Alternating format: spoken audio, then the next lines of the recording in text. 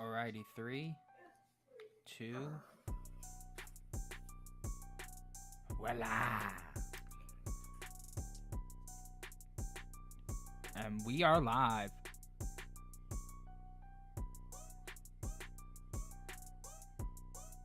Toast.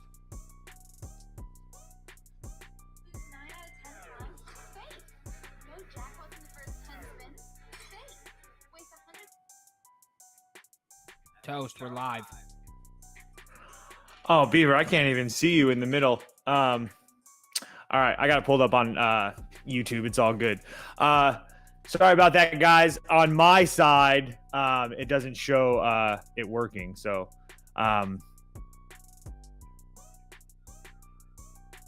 we good? Yeah, we're All good. right. So, first game up. Let's just go to the first game. Gonzaga at Michigan State. Man, I really hope this is working. All right. Just call me Beaver if it's not. Man, this throws me way off. Okay. Gonzaga at Michigan State. So first and foremost, this game's played on a boat. That's the first. It's going to be played on the aircraft carrier down in San Diego. It's third. I think this is the third game that this has ever happened. Look, the shooting could be an issue. There's the stats out there about the shooting, and I'm going to post this all in the VIP and stuff like that, but extremely, extremely bad. I want to say it's like less than 15% from 3-point range from deep. I'm trying to pull it up right now. Yeah, UNC went 4 for 12. Michigan State, the first time they played on the boat, went 2 for 20. Syracuse went 1 for 4.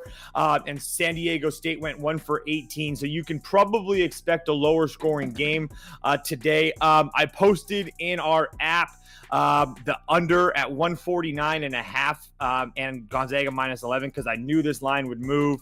And sure enough, it's already down to like 142 in some books. I wouldn't touch it in the 142 area at all. But I would still lay it with Gonzaga at 11. If you have to play it at 11.5, I guess, but I would still play with 11. Look, Gonzaga can do everything. There's not many things that Gonzaga is not going to be able to do. Obviously, they have Drew Timme, so they're going to be able to score inside. And I don't really know who's going to be able to stop him inside.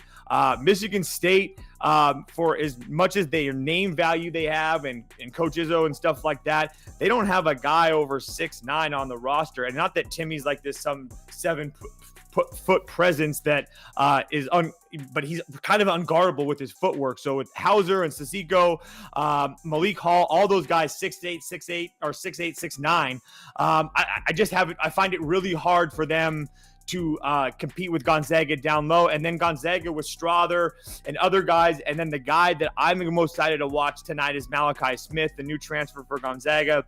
The dude is just so good at getting to the rim. He can shoot the 3-ball. I'm told he's a killer. I'm not going to call him a killer yet because I still need to see it, but I'm still all over the Zags today. It's really hard for me not to get there with them. I think that Sparty's going to be down a little bit. I think they're going to have to shoot the 3-ball, and that's going to really play into Gonzaga's hand because Gonzaga absolutely loves to push the tempo. I think you're going to see a lot of threes missed and Gonzaga running. As soon as they get the ball, they're going to be running. I like Gonzaga, and I like them by a lot.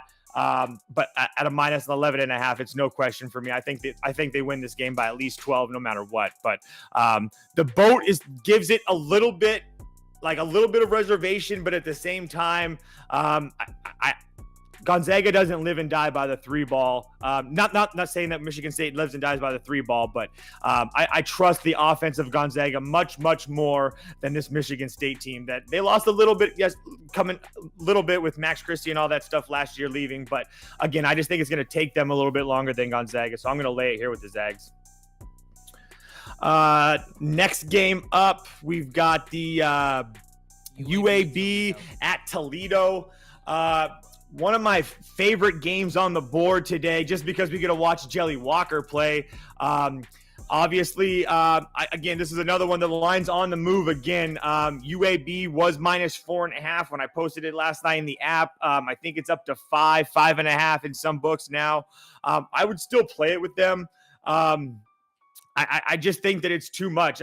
Jelly Walker and Eric Gaines, the combination of those two, I think have the Blazers really playing well right now. We saw that in their first game.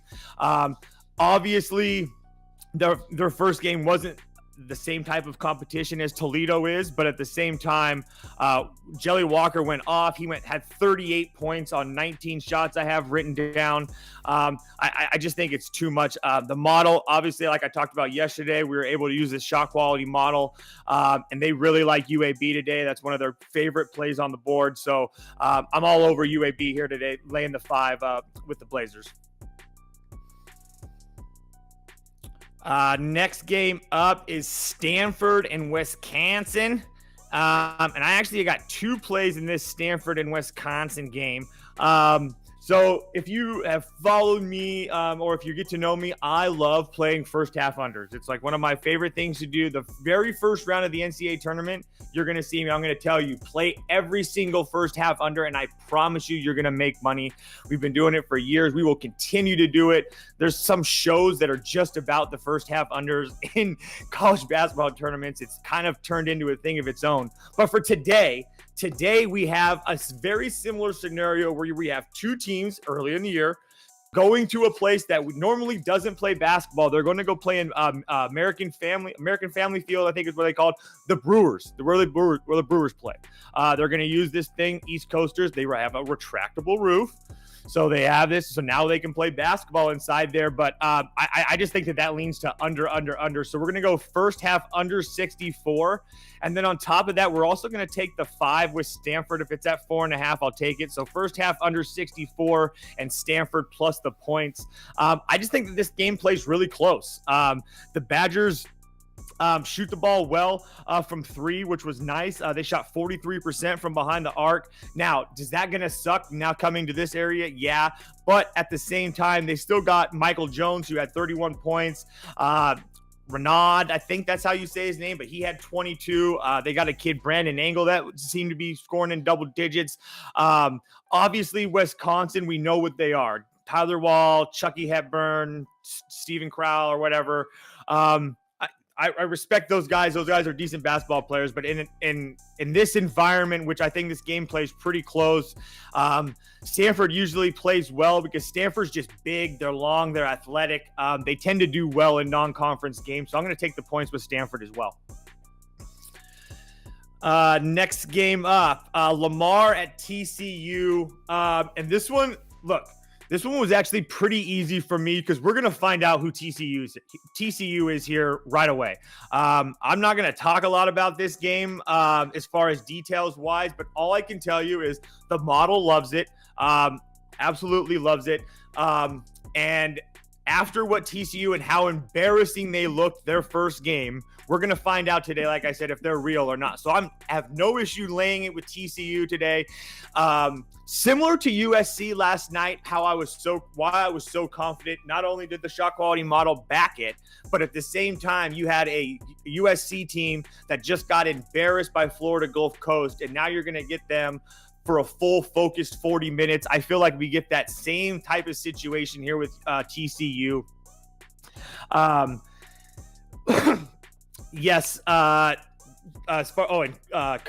I don't hate Alabama. I know a couple people on Liberty, but that's a really hard one. But anyway, with TCU, laying it with Jamie Dixon. Look, Jamie Dixon knows what he's doing, guys. He's been a head coach and a very good coach in the country for a really long time. And if you look at the shot quality model and why they like them, TCU plays at a slow pace, but they defend the 3 very well. They attack the rim very well. They pass very well. So they play at a slow pace, but at the same time, I think they have a little bit more talent, and I think they have a lot more reason to play today. So I'm all over TCU, laying at minus 33 with TCU. Last game on the board, Kennesaw State at Florida. Another one that's kind of Florida's going to be probably a model darling because of the way they play. Colin Castleton, that Fleming Jr. kid, Tyree Appleby, all those guys back and playing well. I can't remember. I know the model had this game, I think, as like a 23 or 24 point affair, which had me looking at it. But I actually think that we might be getting I know this is kind of weird to say considering they're playing Kennesaw State, but maybe a little bit of value with Florida here. Kennesaw State looked pretty decent in their first game. They got a win. And then the Gators, obviously, they won their first game too. They beat Stony Brook. Yeah, they beat Stony Brook their first game. Florida's one of those teams that I really think can surprise some people. I really do. I think they can go really, really deep into this tournament, but it's got to start in games like this. I think this number should be like 22 or 23. So the fact that we're getting it under 20, I think so. Yeah, I'm gonna all over it. Beavers are Florida minus 19 for me. If it's 8.5, like I see on the screen, that'd be like the play of the day. So unless I got that wrong, but yeah, it should be Florida minus 19. I apologize about the technical difficulties for today, but yeah, that's the 5 I got for you today. We'll be back on Monday as well. VIP sheets will be posted in about an hour and a half or so. Decent amount of games today. So yeah, so questions, comments, or concerns, always DM me. My DMs are always open. You know I got you. I appreciate you guys. We'll be back on Monday. I did forget.